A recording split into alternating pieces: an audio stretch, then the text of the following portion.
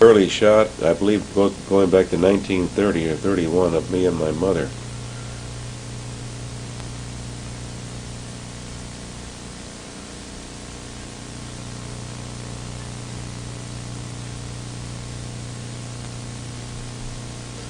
I don't know what happened to the other film, but this is about all there is from 1930.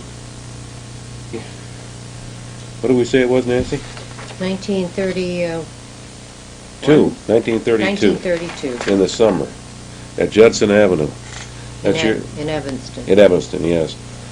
That was the first place we lived when we came back from the Mayo Clinic, where my father interned the time I was born. There's Dad now. Yep. And myself and George going down the swing. Slide. Slide, yeah. It's one of the classic toys. They'll always be around, I think. Slides and swings. And there's my mom on the front steps in Judson with Aunt Geraldine, George, and myself. And Shep, our wonderful dog, who saved my life one time.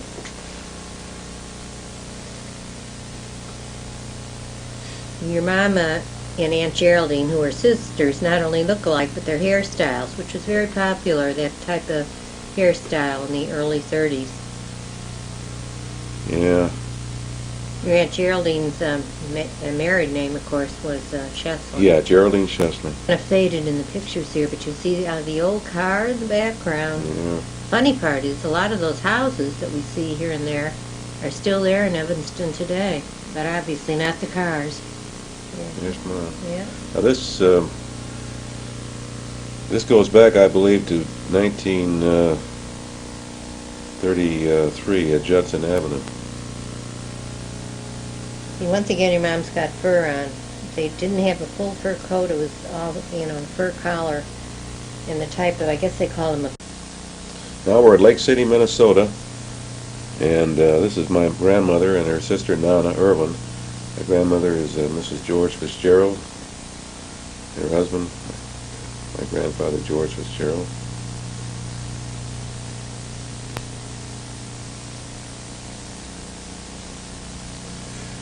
They live on the old McCahill, in the old McCahill family home there.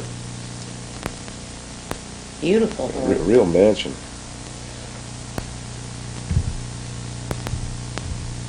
I think that cape that grandmother is wearing is the one that she used to welcome the papal nuncio, who later became the Pope when he traveled in that part of the country. Pope Pius XII, right? I think so, yeah. Oh, must have been. Both grandmother and father were what you might say to the manner born. This is Eugene or Francis McCahill, I'm not sure which. They traveled a lot, and he was a graduate of the Naval Academy, class of 1884.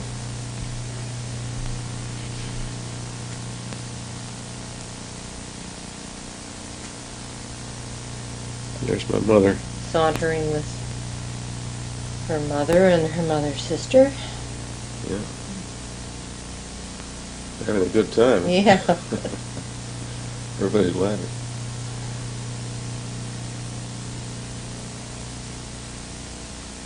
Look how thin my mother is. Mm-hmm, yeah.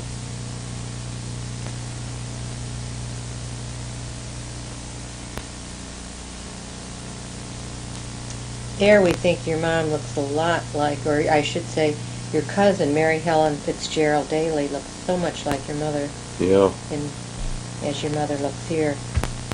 Family resemblance. Mm-hmm. There your dad is with his three-piece suit with vest and all. What do you call that hat again, Nancy? Is that a... That's not what you call a cloche. I don't know what you'd really call that hat.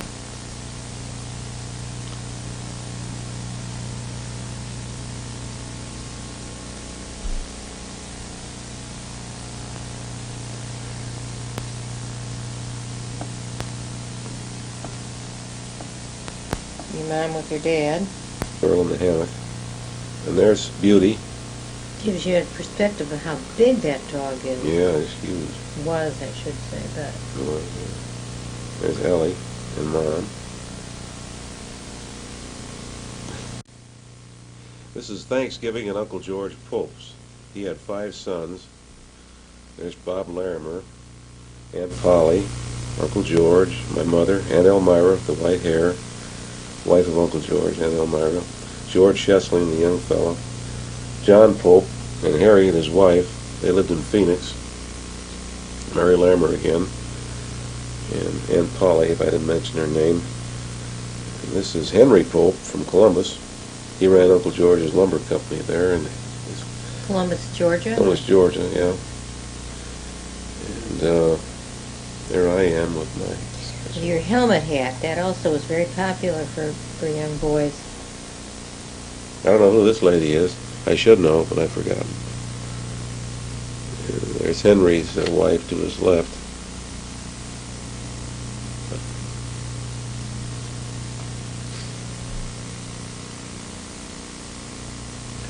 This is Uncle Rob Larimer. He died soon after this filming, and he was the husband of Edwina, my father's sister.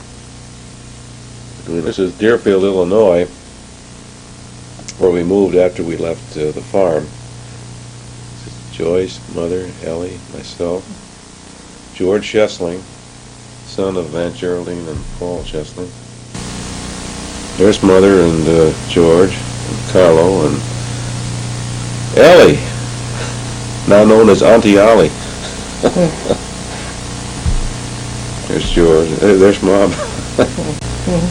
This is the 4th of July. There's Aunt Helen FitzGerald, Uncle George's wife, Joycey, and he's lighting a firecracker, Uncle George, my mother's brother. Both Dr. Pope and Mrs. Pope made numerous personal and family sacrifices during the war years. Here in the picture, he is saying goodbye in a Chicago railroad depot to my mother, my brother George, my sisters Joyce and Ellie, and myself. When we said this went to 1959 next, we were wrong. This is a short segment of film taken by my parents with an intermediate scene of the Cahill children. Sometime after World War II, probably before 1950, somewhere between 1946 and 1950. This shows them on a trip to the southwest somewhere, and we're not sure where it is. There's Mom. Probably New Mexico and Arizona. This looks sort of Grand Canyon-esque in this area here, but I'm really not sure where it is. And some of this we're going to skip over, but in the beginning we'll have a few shots we can get on recording. This is outside the church. There comes Ellie, Mom Pope, my mother, and Mom Pope, and her Ann Harden in the red. There I am in my going away suit, Chuck's in his sport outfit.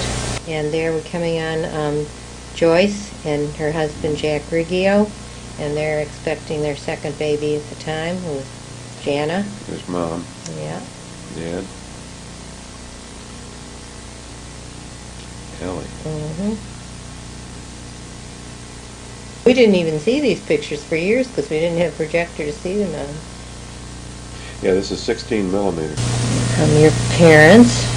There's Aunt Polly getting out of the car. Right. Dr. Mary Pope, she gave the kids all their shots and general checkups that kids get. She was in her 80s at this time, I believe, wasn't she? Well, she was approaching it. Yeah. Here we are. Manor and Farm. Yeah. This is their place at 1017 Grove Street, right? Right, Not in the kitchen. Why is it? Is this on Christmas Eve? I think this is perhaps.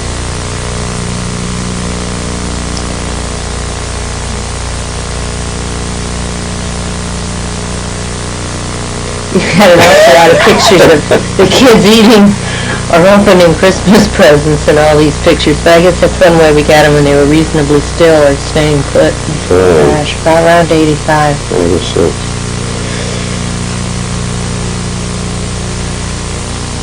So another 27 years. Right.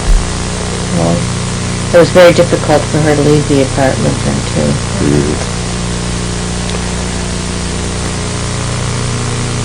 And there she is. Here we are at your parents' apartment. There's Mary Ann, and your parents waving out. Your mother always waved out the window, front and back windows, whenever anybody was going goodbye.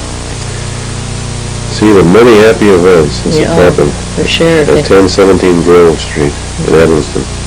There's the birthday cake for the birthday girl.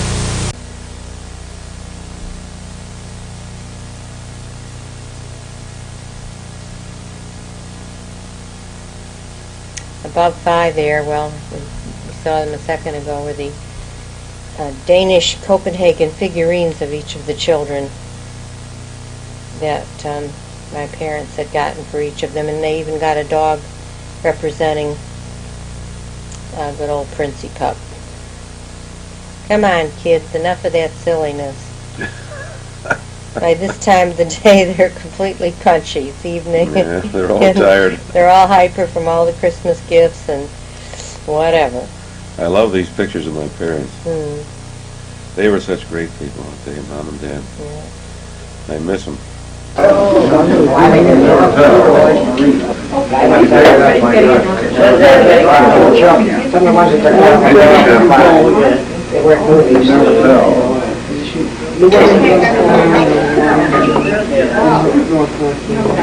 I'm sure he did. He takes care of almost anything. On the other hand, a lot of people would prefer not having that. Well, where did he go? Down there. I think he goes down there. Where did he go in Ireland, you know? I don't know. Well, halfway helps. Cordy, what was the name of the doctor that left Evanston? What was the left the States on account of the abortion situation? And he went to Ireland. And you remember he couldn't make a living over there and came back. Was it John Kelly? Yes, John Kelly. You know him? Yes, he lives quite close to me. Yeah, but he, that's right. Well, now the thing is, he was, I met him and I met some of his family too. Hey, a couple of his family lived together. No, he was in, I don't know, somewhere around Cork, I think, I forgot where it was, but somewhere in that area. And, yes, I met him on several occasions at family conferences. So you know him, do you, and my dad, I will. I haven't seen him in a long time. And, I know, my little box too. oh yeah, Missy. Missy touches around. Missy. Now, see what goes in that, What, in the box? in the box. This is candy. But Oh, what candy is bar. key? It's a special key that was with it. Oh, here it is. We got to see your lock and key. Put all your great valuables. Put that in the lock itself. Those are wonderful boxes. I have nothing mine here. I love the colors. Oh, Missy. Oh, what was this Maybe I should for? open it, should I? Well, I forgot, it seems like books doesn't. yeah, I think those are some more books. This obviously is not a book, so you might want to open that. And after that, some other time you can open up all these others, but you're going to have enough reading material that you can't dare tell us that you were bored during the winter.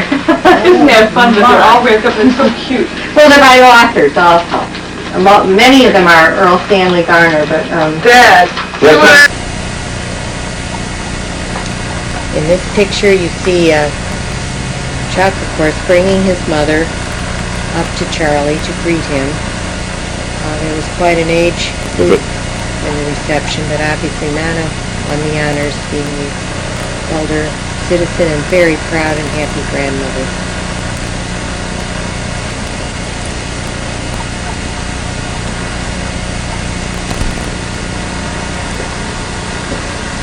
And in this segment, you see Charlie actually giving Nana his blessing. Nana was very special in the sense that she is the mother of a priest and now a grandmother of a new priest. And that is, of course, Chuck looking on and his cousin, Joyce Reardon, who'd come from Chicago.